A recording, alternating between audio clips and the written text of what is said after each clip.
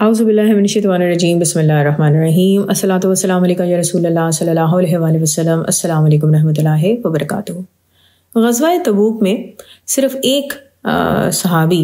حضرت ذوالبجادین رضی اللہ عنہ کی شہادت ہوئی، اور یہ بھی واقعہ کیسے ہوا یہ میں آپ سے شیئر کروں گی۔ یہ تعلق رکھتے تھے قبیلہ مزینہ سے، یتیم بھی تھے، اور ان کے چچا نے ان کی پرورش کی تھی۔ جب اپنی جوانی کو پہنچے اور انہوں نے اسلام کا چرچا سنا تو ان کے دل میں اسلام قبول کرنے کا جذبہ بڑھ گیا، مگر ان کا چچا بہت ہی کٹر کافر تھا، اس کے خوف سے اسلام قبول نہیں کر سکتے تھے۔ لیکن فتح مکہ کے بعد جب لوگ اتنی بڑی تعداد میں اسلام میں داخل ہوئے تو انہوں نے بھی اپنے چچا کو کہا کہ آؤ ہم دونوں مل کر اسلام قبول کر لیتے ہیں، کیونکہ اسلام قبول کرنے کے لیے میں بہت ہی بے قرار ہوں۔ یہ سن کر ان کے کافر چچا نے ان کو برہنہ کر کے گھر سے باہر نکال دیا۔ انہوں نے اپنی والدہ سے کمبل مانگ کر اس کے 2 ٹکڑے کیے، ایک کو چادر بنایا، ایک کو تہبند بنایا، اور اسی لباس میں ہجرت کر کے مدینہ شریف تشریف لائے۔ ساری رات مسجد نبی صلی اللہ علیہ وسلم میں ٹھہرے۔ نماز فجر کے وقت جب حضور پاک صلی اللہ علیہ وسلم کو دیکھا تو اسی وقت انہوں نے کلمہ پڑھ کر اسلام قبول کر لیا۔ حضور پاک صلی اللہ علیہ وسلم نے جب ان کا نام پوچھا تو انہوں نے فرمایا کہ ان کا نام عبدالعزیٰ ہے۔ تو آپ صلی اللہ علیہ وسلم نے فرمایا کہ آج سے تمہارا نام عبداللہ ہے اور لقب ذوالبجادین ہے، یعنی 2 کمبلوں والا۔ حضور پاک صلی اللہ علیہ وسلم ان پر بہت کرم فرماتے تھے، اور یہ مسجد نبی صلی اللہ علیہ وسلم میں اصحاب صفا کی جماعت کے ساتھ رہتے تھے۔ یہ بہت ہی خوبصورت آواز سے، ذوق و شوق سے قرآن مجید پڑھا کرتے تھے۔ جب حضور پاک صلی اللہ علیہ وسلم جنگ تبوک کے لیے روانہ ہوئے تو یہ بھی مجاہدین میں شامل ہو کر چل پڑے، اور انہوں نے بہت ہی شوق کے ساتھ درخواست کی کہ یا رسول اللہ صلی اللہ علیہ وسلم دعا فرمائیے کہ مجھے اللہ کی راہ میں شہادت نصیب ہو جائے۔ آپ صلی اللہ علیہ وسلم نے فرمایا کہ تم کسی درخت کی چھال لاؤ، تو یہ ببول کے درخت کی چھال لائے۔ آپ صلی اللہ علیہ وسلم نے ان کے بازو پر وہ چھال باندھی اور دعا کی کہ اے اللہ، میں اس کے خون کو کفار پر حرام کرتا ہوں۔ انہوں نے عرض کیا کہ یا رسول اللہ صلی اللہ علیہ وسلم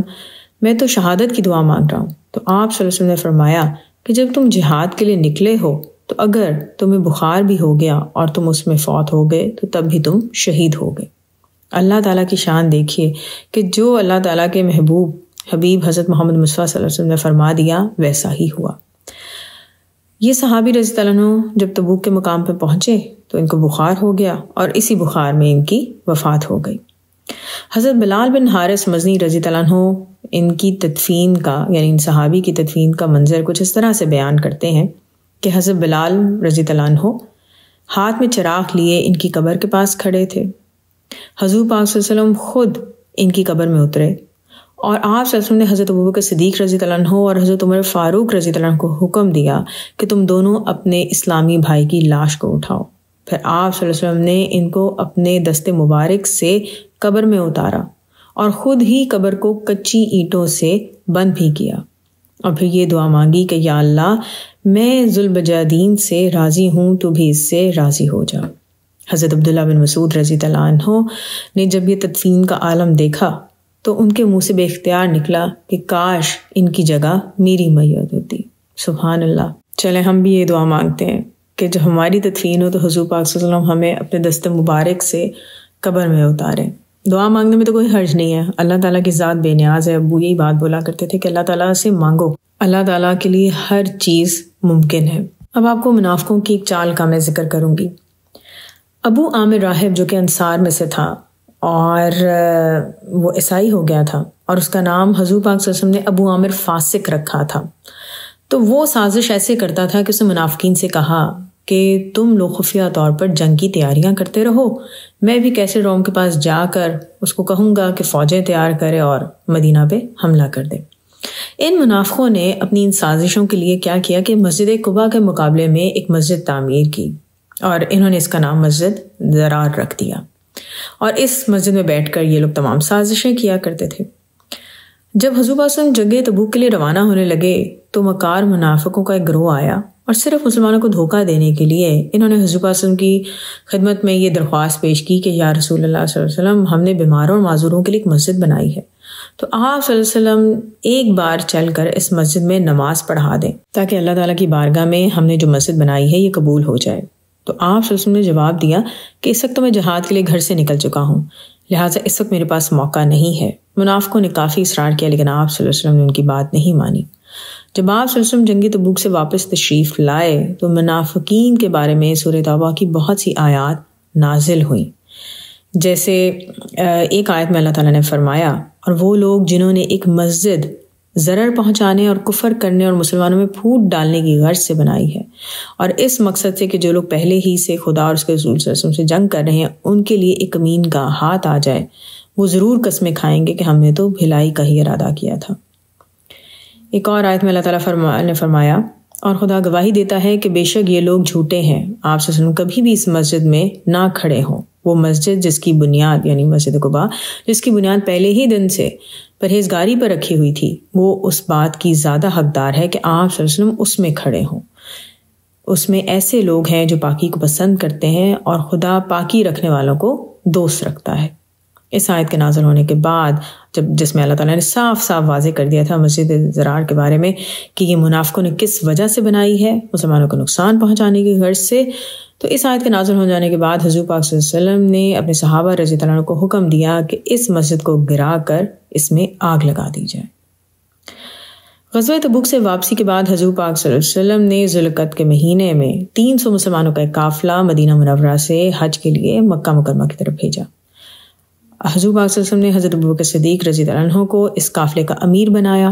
حضرت علی رضی اللہ عنہ کو نقیب اسلام، اور حضرت سعد بن ابی وقاص اور حضرت جابر بن عبداللہ اور حضرت ابو ہریرہ رضی اللہ عنہ کو معلم بنایا، اور اپنی طرف سے قربانی کے لیے 20 اونٹ بھی بھیجے۔ حضرت ابوبکر صدیق رضی اللہ عنہ نے کعبہ کی حدود میں عرفات اور منی کے مقام پر خطبہ پڑھا۔ اس کے بعد حضرت علی رضی اللہ عنہ نے سورہ توبہ کی 40 آیتیں پڑھ کر سنائیں اور اعلان کر دیا کہ اب کوئی مشرک خانہ کعبہ میں داخل نہیں ہوگا، نہ ہی کوئی وہاں پر برہنہ بدن کے ساتھ طواف کرے گا، اور 4 مہینے کے بعد کفار اور مشرکین کے لیے امان ختم کر دی جائے گی۔ حضرت ابو ہریرہ اور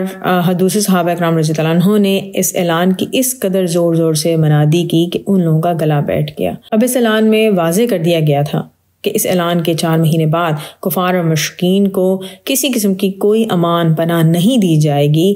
تو بہت سے کفار اور مشرکین مسلمان ہونے لگے۔ 9 ہجری کے اسی سال میں زکوٰۃ کا حکم نازل ہوا اور زکوٰۃ کی وصولی کے لیے عاملین مقرر ہوئے تھے۔ جو غیر مسلم قومیں اسلامی سلطنت کی پناہ میں آئی تھیں ان کے لیے جزیہ کا حکم نازل ہوا تھا،